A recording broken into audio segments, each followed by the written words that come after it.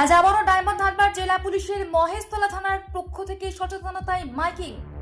বাংলাদেশের পরিস্থিতি নিয়ে অযথা গুজব ছড়াবেন না। আজ ডায়মন্ড হারবার জেলা পুলিশের মহেশতলা থানার উদ্যোগে বিভিন্ন এলাকায় গিয়ে জনসাধারণের উদ্দেশ্যে পুলিশের সচেতনতা মাইকিং করা হয়।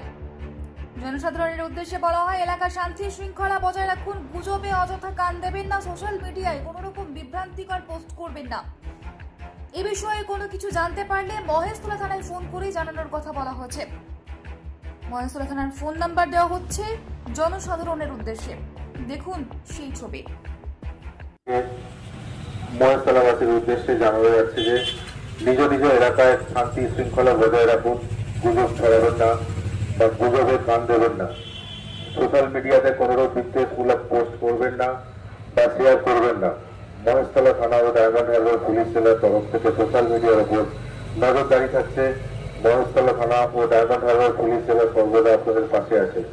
যে কোনো রূপ দরকারে যোগাযোগ করুন 03324906437 ও 9147888066।